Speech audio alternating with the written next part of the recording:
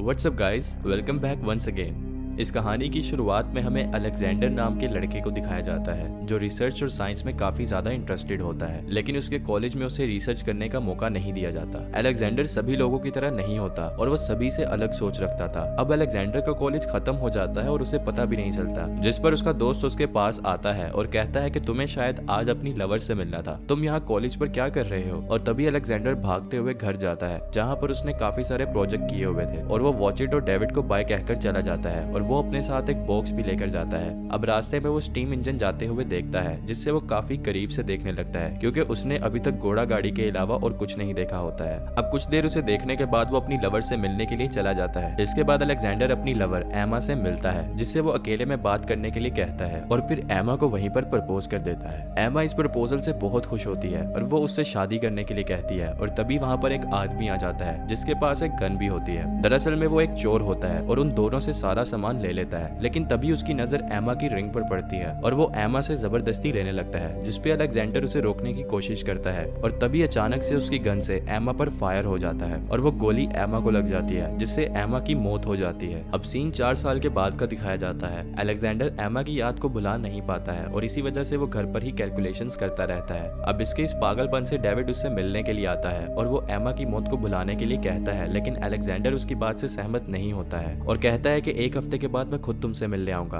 असल में अलेक्जेंडर 4 साल से घर में ही टाइम मशीन बनाने की कोशिश करता है क्योंकि वो टाइम मशीन बनाकर पास में जाना चाहता है और अपनी लवर एमा को उस एक्सीडेंट से बचाना चाहता है। इसके कुछ दिनों बाद वो एक टाइम मशीन को बना ही देता है और उस मशीन में एमा की फोटो लगाकर उसे स्टार्ट करने लगता है। अब देखते हैं कि अलेक्जेंडर अपने 4 साल पास में जा चुका होता है और वो एमा को यहाँ वहाँ ढूंढने लगता है और तभी एमा उसके पास आ जाती है। अलेक्जेंडर उसे देखकर बहुत ही खुश होता है और उसे सभी लोगों के सामने किस करने लगता है। इसके बाद एमा के साथ वो शहर में आ जाता है क्योंकि वो उस एक्सीडेंट को दोबारा दोहराना नहीं चाहता था और तभी वो स्टीम गाड़ी दिखाई देती है, लेकिन वो इस बार उसे करीब से नहीं देखता क्योंकि वो उससे पहले ही देख चुका होता है। अब अलेक्जेंडर एमा को घर जाने के लिए कहता है, लेकिन तभी एमा उससे फूल लाने के लिए कहती है, जिस पर वो फूल लेने के लिए शॉप पर जाता है। लेकिन तभी देखते हैं कि वो स्टीम गाड़ी अपने आप चलने लगती है और वो गाड़ी सीधा एमा पर गिर जाती है जिससे उसकी वहीं पर मौत हो जाती है। अलेक्जेंडर इस बात से बहुत ही दुखी होता है और तभी वहाँ पर डेविड आ जाता है और उसे कंट्रोल करने के लिए कहता है, पर अलेक्जेंडर के दिमाग में कुछ और ही चल रहा होता है। वो सोच रहा होता है कि एमा को उस एक्सीडेंट से कैसे बचाए। अलेक्जेंडर फिर से उस मशीन को स्टार्ट करता है और इस बार वो काफी समय आगे फ्यूचर में जाना चाहता है और देखते ही देखते वो 2030 में चला जाता है जहाँ पर सभी चीजें काफी बदल जाती हैं और सभी लोग मॉडर्न कपड़े पहनकर चल रहे होते हैं, लेकिन अलेक्जेंडर अपनी पुरानी ही ड्रेस में होता है। और तभी वहाँ पर एक लड़की उससे पूछती है कि वो कौन सी मशीन है। अब अलेक्जेंडर एक लाइब्रेरी में आ जाता है जहाँ पर वोक्स नाम का एक आदमी उस लाइब्रेरी को हैंडल कर रहा होता है। फिर वो अलेक्जेंडर से बात करने लगता है, उससे किताबों के बारे में सब कुछ पता होता है और वो इस आर्टिफिशियल इंटेलिजेंस को देखकर बहुत हैरान हो जाता है। उससे पूछता है कि वो अपने पास्ट को क्यों नहीं बदल पाया, जिस पर वोक्स कहता है कि कोई भी अपने पास्ट को नहीं बदल सकता।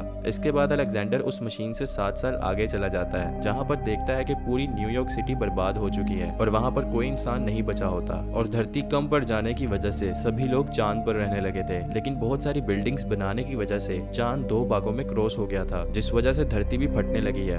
अब अलेक्जेंडर तुरंत अपनी मशीन में बैठ जाता है, लेकिन तभी गलती से अलेक्जेंडर का हाथ मशीन के गलत गियर पर दब जाता है, जिससे टाइम मशीन स्टार्ट होकर बहुत साल आगे जाने लगती है, जहाँ पर वो देखता है कि धरती के सारे इंसान खत्म हो चुके हैं और हमारी धरती बंजर बन चुकी होती है। अब तभी अलेक्जेंडर को होश आ जाता है जहाँ पर कोई लड़की उसे ट्रीटमेंट दे रही होती है और वो लड़की के बनाए हुए घर पर होता है और वो घर जमीन में ना होकर नदी के किनारे चट्टानों पर होता है और वहाँ पर रहने वाले लोग वनवासी की तरह होते हैं। उन लोगों में से सिर्फ एक लड़की ही इंग्लिश बोलना जानती है और वो सभी अपनी लैंग्वेज में बात कर रहे होते हैं। इसके बाद अलेक्जेंडर उन लोगों के महाराजा से कहता है कि वो टाइम ट्रेवल मशीन से यहाँ पर आया है, लेकिन वो सभी उस पर यकीन नहीं करते हैं और उसे पागल समझकर छोड़ देते हैं। वहीं अलेक्जेंडर मारा से बातें कर रहा होता है जहाँ पर उसे पता चलता है कि मारा सभी को इंग्लिश सिखाती है। मारा का एक छोटा भाई भी होता है जिसका नाम केलन है और तभी अलेक्जेंडर आसमान में देखने लगता है जहाँ पर चांद कई टुकड़ों में टूट गया होता है। अगले दिन दोनों एक जगह पर जाते हैं जहाँ पर मारा कहती है कि वो उसकी बातों को मानती है और कहती है कि तुम 700 साल पहले क्यों आए हो। तभी अलेक्जेंडर बताता है कि वो पास्ट को बदलने गया था, लेकिन वो पास्ट को बदल नहीं पाया और गलती से फ्यूचर में आ गया। अब दोनों उस टाइम मशीन के पास जाने लगते हैं और मारा कहती है कि तुम अपने टाइम पर चले जाओ और मेरे भाई को भी अपने साथ लेकर जाओ। और तभी अचानक से कुछ आवाजें आने लगती हैं, जिस पर मारा उनके पास भागते हुए जाती है, जिसके पीछे अलेक्जेंडर भी जाता है। और तभी देखते हैं कि एक बड़े से क्रिएचर उनके पास आ गए हैं और अपने बाण से उन पर हमला कर रहे हैं, लेकिन तभी एक बाण मारा को लग जाता है। इसके बाद जमीन के अंदर से बहुत सारे क्रिएचर निकलने लगते हैं और जिन पर उन्होंने अटैक किया हुआ था उन्हें रस्सी से बांधकर जमीन के अंदर ले जा रहे थे। उन क्रिएचर ने केलन पर भी अटैक कर दिया होता है। अलेक्जेंडर उसे बचाने के लिए क्रिएचर से फाइट करने लगता है और तभी केलन क्रिएचर को आग दिखाने लगता है, जिससे वो जमीन के अंदर चले जाते हैं और अपने साथ मारा को भी ले जाते हैं। वहाँ के लोग कहते हैं कि ये सब रूटीन बन चुका है और यहाँ पर ऐसे ही होता रहता है। इसके बाद अलेक्जेंडर मारा को बचाने के लिए केलन के साथ अंडरग्राउंड रास्ते पर जाता है, जहाँ पर बहुत अजीब चीजें दिखाई देती हैं, जिसे वो पहले कभी नहीं देखा होता। और तभी उसे पता चलता है कि यही आर्टिफिशियल इंटेलिजेंस है जिसमें वो 800 साल पहले आया हुआ था।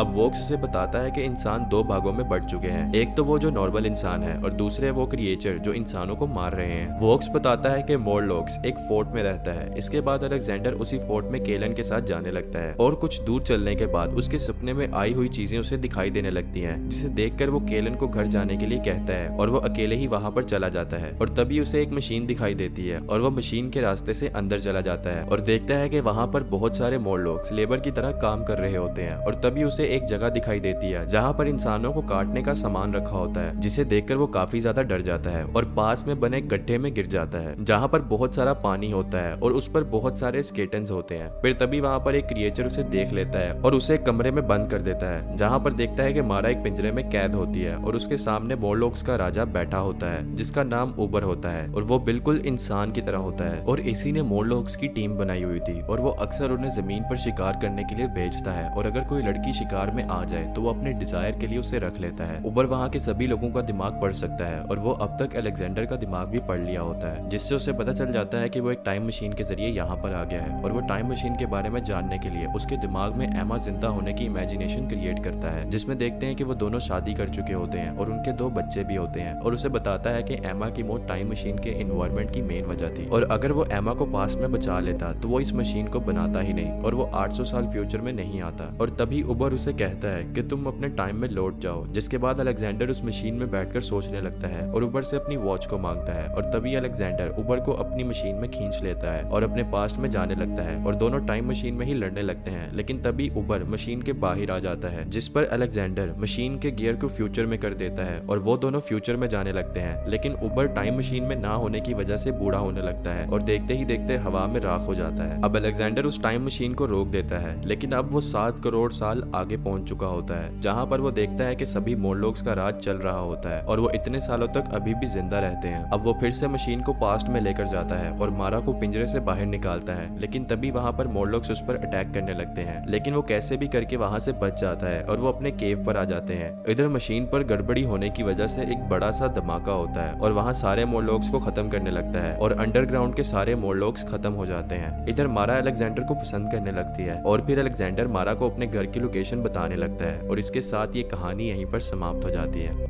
अगर वीडियो अच्छी लगी हो तो वीडियो को लाइक कर दें और चैनल पर नए हो तो चैनल को सब्सक्राइब भी जरूर कर लें।